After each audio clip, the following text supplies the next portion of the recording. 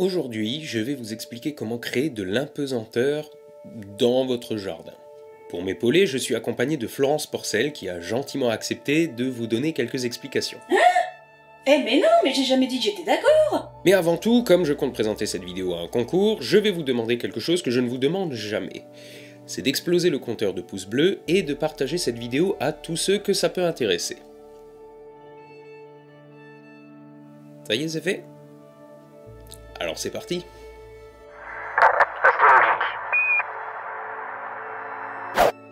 Avant de mettre votre jardin sans dessus-dessous, faisons un petit peu de balistique. Si vous jetez un objet, il va effectuer une trajectoire en forme de cloche et retomber devant vous.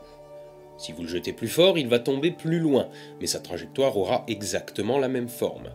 En mathématiques, ça, c'est ce qu'on appelle une parabole.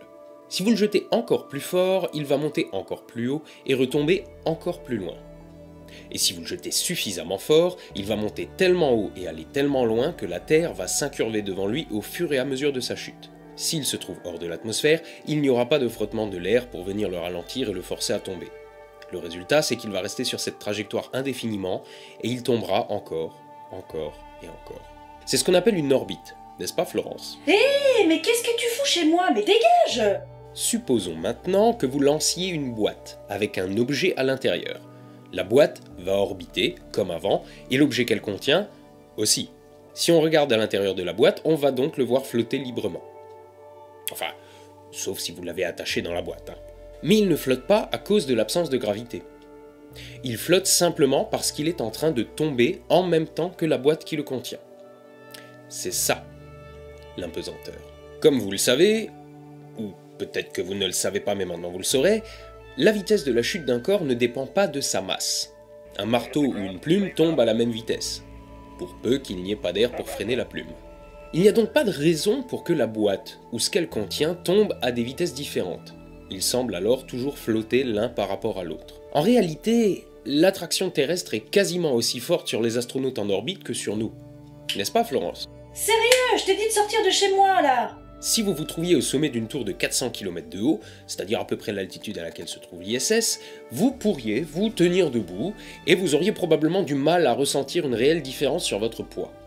Par contre, vous verriez la station spatiale vous dépasser à plus de 7 km par seconde, simplement parce qu'elle est continuellement en train de tomber. Finalement, amarrer un Soyouz à la station spatiale, c'est l'art d'accrocher un autobus à un paquebot pendant une chute libre à 28 000 km/h. Maintenant, je ne vais rien vous apprendre si je vous dis qu'aller faire des galipettes en orbite, ça coûte cher. Très cher. Pour les expériences de longue durée, on n'a pas trop le choix. Si les gars du CNES veulent étudier l'impact de l'impesanteur sur le corps de Thomas Pesquet au bout de 6 mois, ils doivent envoyer Thomas Pesquet dans l'espace pendant 6 mois. Mais toutes les expériences en impesanteur ne prennent pas autant de temps.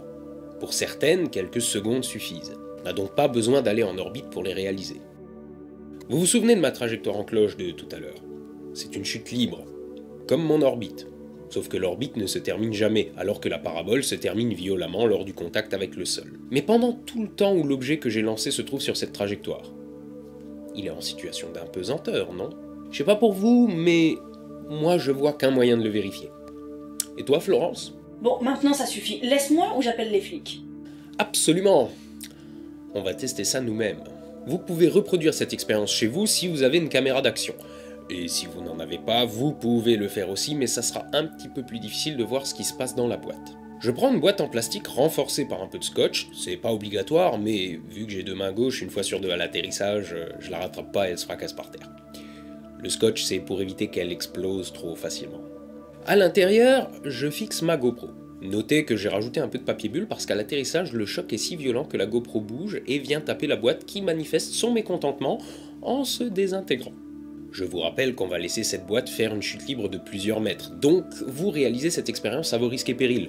Je vous suggère fortement d'éviter d'y mettre un caméscope ou un appareil réflexe un peu cher. GoPro c'est mieux.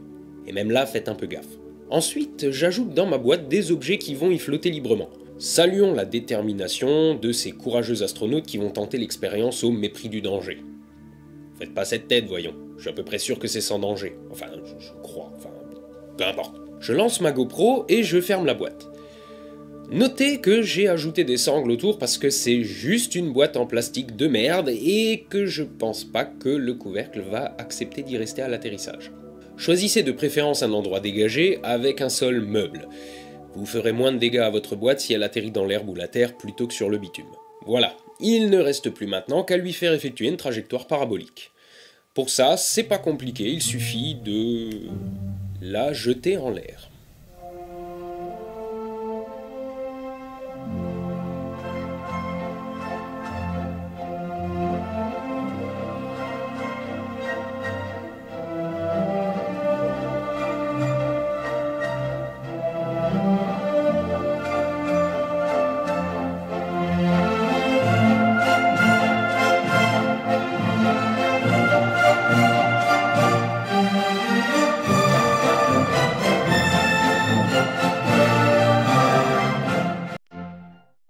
Attention, quand vous jetez votre boîte, faites en sorte qu'elle ne tourne pas sur elle-même, sinon l'effet centrifuge va attirer les objets contre les parois, comme dans les roues à hamster des stations spatiales de science-fiction. Et vous ne verrez donc pas d'impesanteur à bord. N'est-ce pas, Florence? Si je te réponds, tu me foutras la paix ensuite? Quand vous êtes sur un tourniquet, vous vous sentez attiré vers l'extérieur, c'est ce qu'on appelle l'effet centrifuge. Et ben dans une roue de hamster spatiale, c'est pareil. Ça permettrait donc de recréer une pesanteur artificielle en orbite ou pendant un voyage interplanétaire. Et si vous faites tourner votre boîte sur elle-même, elle agira comme un tourniquet, et tout ce que vous y placerez sera collé aux parois au lieu d'y flotter librement. Bien entendu, en lançant une boîte au-dessus de votre tête, votre trajectoire parabolique ne durera qu'une seconde ou deux tout au plus. Pour que l'impesanteur dure plus longtemps, vous devez effectuer une parabole plus grande, et donc lancer votre boîte plus haut. Mais ça ne durera quand même pas bien longtemps. Mais si vous utilisez comme moi le mode haute vitesse de votre caméra, vous pourrez réaliser des images très cool. Et bien entendu, vous pouvez tester ça avec plein de choses différentes dans la boîte. Par exemple, là, c'est de l'eau. Vous avez vu cette bulle là? C'est exactement comme dans la station spatiale. Imaginez les images que vous pourriez faire avec des billes de toutes les couleurs dans une boîte entièrement blanche ou avec de la peinture. Bon, j'ai ni billes, ni boîte entièrement blanche, ni peinture. Donc, je vous laisse faire vos propres expériences. Mais je vous disais tout à l'heure que les trajectoires paraboliques, c'est bien pour faire à moindre coût des expériences scientifiques de quelques secondes en impesanteur.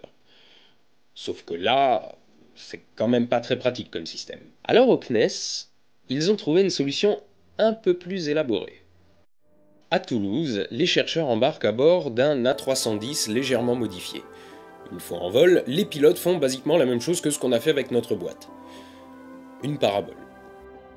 Le principe du vol parabolique, c'est, en une phrase, c'est un vol balistique. Autrement dit, on lance un projectile et il décrit une parabole au cours de laquelle il n'est plus soumis qu'à son poids. L'originalité du système, c'est qu'on utilise un avion pour le lancer sur cette trajectoire idéale de chute libre. Et pendant ces 20 secondes de trajectoire idéale, tout ce qui se trouve à l'intérieur, y compris l'avion, se trouve en impesanteur. Et ainsi, par cycles successifs, les chercheurs peuvent bénéficier de phases d'impesanteur pendant lesquelles ils peuvent réaliser leurs tests. Mais comme ces tests, je les ai jamais vus en vrai, je vais laisser la parole à Florence, parce que Florence, elle a déjà été à bord de cet avion. Quoi? Mais je dois encore dire quelque chose?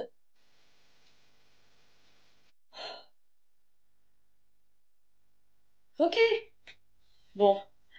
En vrai, c'est trop génial. Non, sérieux, si vous avez l'occasion de le faire, mais faites-le, faites-le. En fait, on teste l'impesanteur exactement comme les astronautes le vivent dans l'espace. C'est une expérience de malade. Et personnellement, ça a été le plus beau jour de ma vie, donc merci le CNES. Et par contre, sachez une chose, on vomit, hein, quand même. Si, on vomit. Je voudrais profiter de l'occasion pour tacler encore un petit peu les conspirationnistes, parce que bon, vous savez que je les aime, ceux-là. Il y a des gens qui disent que la station spatiale est un fake et que tout ce qu'on y voit est en fait tourné sur Terre dans un avion à 0G.